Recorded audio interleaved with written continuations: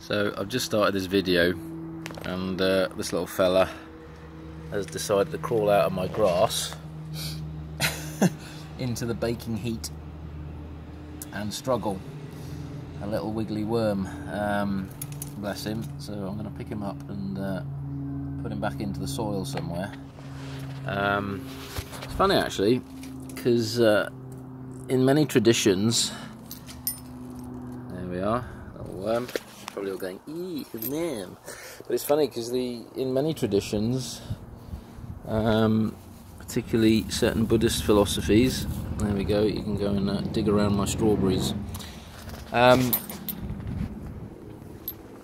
These little wiggly creatures might have once been our ancestors, okay?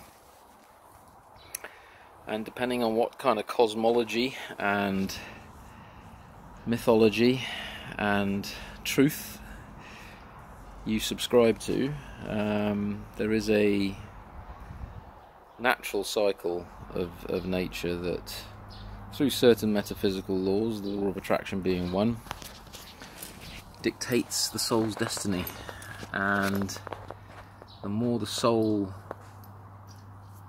doesn't release itself from its bondage of the mind and materiality, after a human birth, the risk of actually descending back down through the alternative kingdoms of nature can be quite high, as the Buddhists talk about.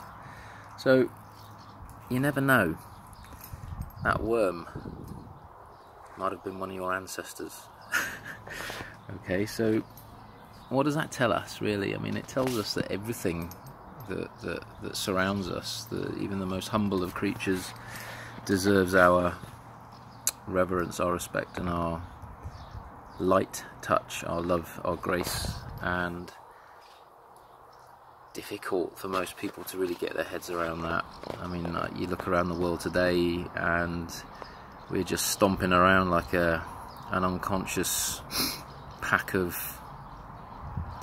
stampeding goodness knows what's, really. I mean, I wouldn't want to insult any animal actually by comparing the human race at the moment to anything in the animal kingdom, because we are really struggling right now.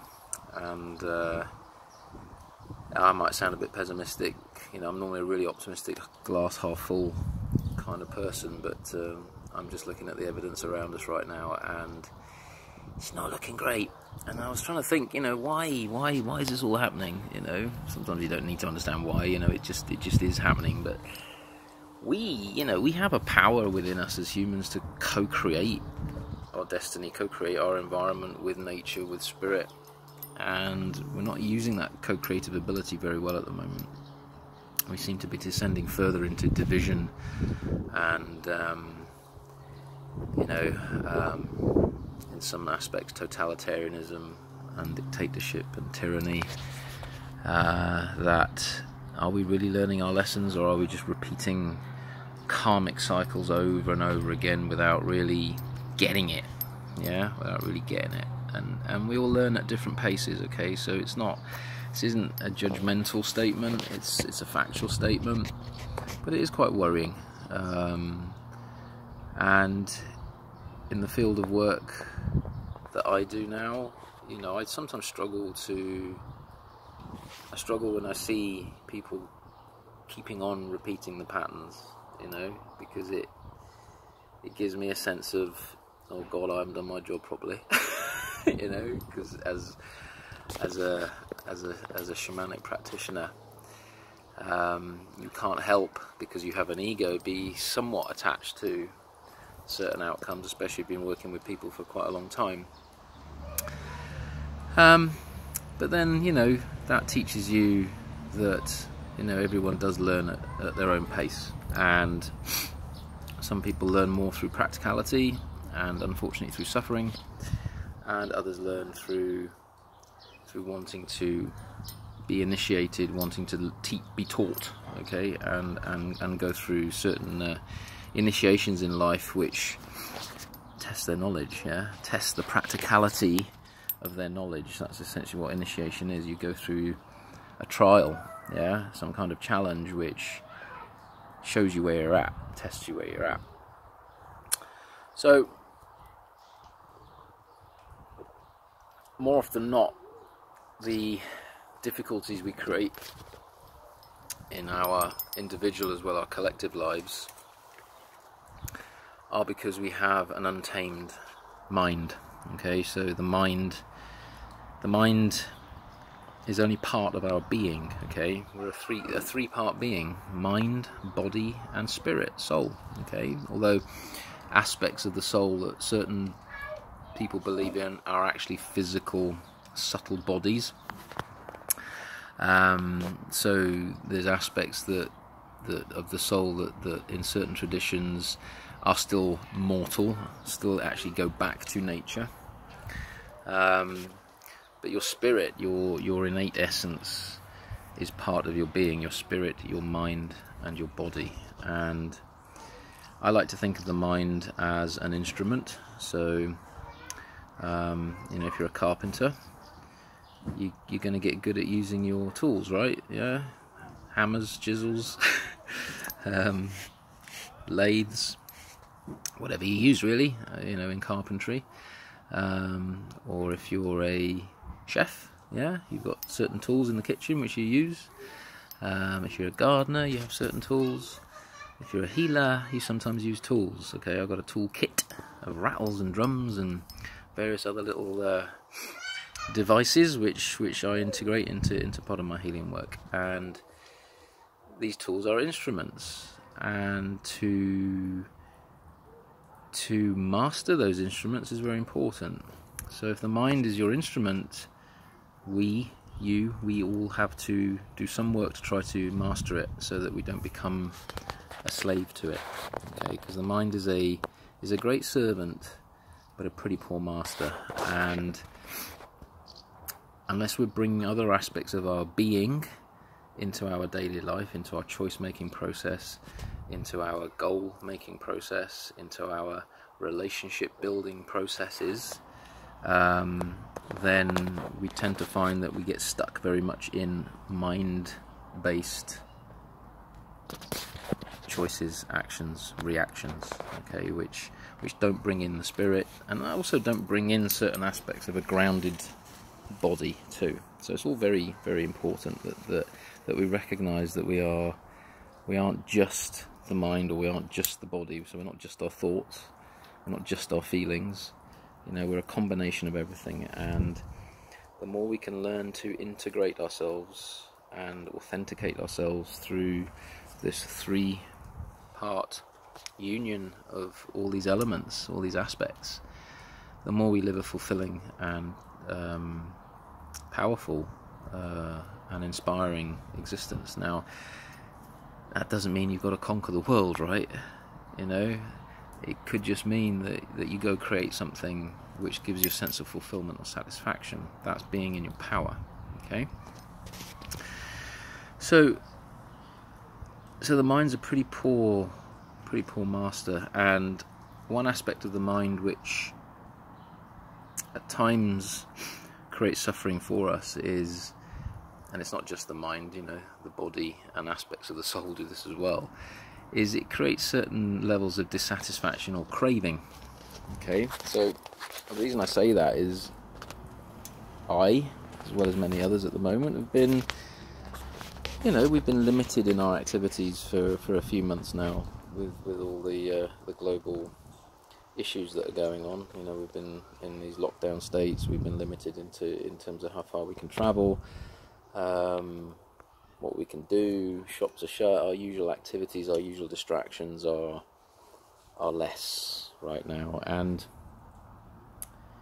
when to some extent you're forced to be with yourself, you are also forced to really be with what's going on inside you, okay? And the thinking process, what the mind generates, is quite a large aspect of what you become aware of. And most of the time we live unconsciously, we're asleep. Yeah, a lot of people say, oh, I'm awake, I'm an awakened being, I just woke up, I'm woke, that new terminology. No, you're not. Not many people are actually that awake, because if you're truly awake, you're fully conscious and aware of everything that is going on within you, objectively, moment by moment. Not only in your physical waking state, but also as you progress through into your dream and sleep state. So being awake or waking up is a process, and for some people it does happen quite quickly, for others, for the majority, it doesn't.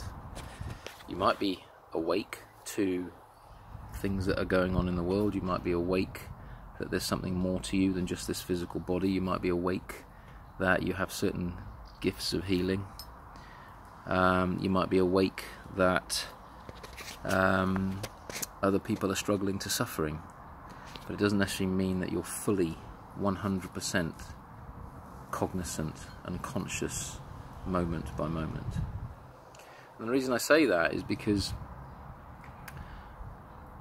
when we're forced to be in stillness, not through choice, we are also forced to face who we are inside, what's going on inside, and to recognize that when we can't scratch an itch, right, if a craving or a desire comes into our mind, or our physical sensation or an emotion draws towards us a desire, and we can't satisfy that, and we have no distraction mechanism to counter it, it creates a bit of a cauldron inside of us. It creates a bit of a fire inside of us.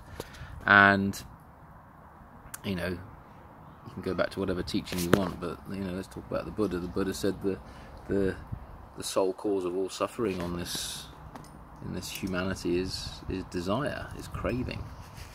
And yeah, I mean, what causes craving? Thoughts, feelings, attachments, mainly our thoughts, mainly what we believe about ourselves, what we believe about we should be doing, and what we attach to in terms of our identity. Oh, that's not my phone, that's one of my teenagers' phones, so if you can hear something going on in the background, I do apologise. I'll just shut this door a second. Oh, there we go. Gotta love mobile phones.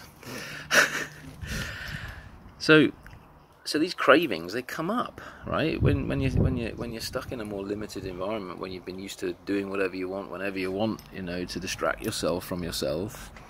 When you can't do that, these things come up for review, yeah, or for you to feel and to be. Oh, dragonfly! I'm not sure I could just catch that for you on the phone, but my pond is coming a bit more alive at the moment, which is great. I've planted it up, and we're attracting a lot more wildlife into the garden.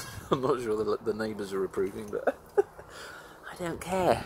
I like my garden. So when these cravings come, what do you do about them?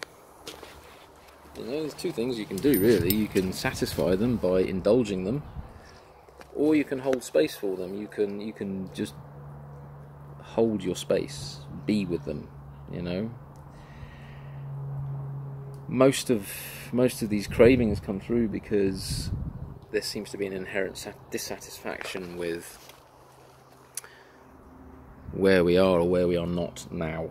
Okay, so there seems to be this constant longing for something more and an inability to remain present and hold the moment for what it is. And when you're forced into having to hold the moment for what it is, it can be a bit of a battle, and it can create suffering and frustration and anger and pain. Especially if you have people around you that are also going through their stuff. where their energy levels or their energy signatures could be impacting yours. So it's very important to be very mindful in these times of how you're feeling, what your energy signature is projecting and what effect that might be having on others, and also having strong boundaries around you if you're feeling that other people's energy signatures are affecting you detrimentally. Because like I said, the mind is forceful, the mind is part of our being, and it's always craving attention. It's like a teenage child, just wanting all the time. And I got 3 of them. So their energy signature has an impact on me. It has an impact on my mind, which is normally reasonably restful, reasonably peaceful. But when it's affected by the energy signature and the cravings of others, it can pull you out a little bit. It can pull you out of your center. It can pull you out of your natural state of being and flow. Alright? So you need exercises, you need to do some disciplined work to keep coming back to that, so that you're not losing yourself in that process. And you're not losing yourself in your own thought processes, your own cravings, your own mind, and you're not losing yourself into generally others. Okay, because we live in a collective community of beings that to some extent all have their own stuff going on, and we're all affected by it on a daily basis. So just a short video just to help you, just to remind you really that lots of people are going through stuff at the moment, and it's okay to feel it, it's okay to be part of it, but please try to do some work to comprehend it and understand it, and see where these longings are coming from, see where these cravings are coming from, see where you are distracting yourself or have been distracting yourself in unhealthy activity in the past, which you can't do now, okay? And maybe swap it for something that's a bit more healthy.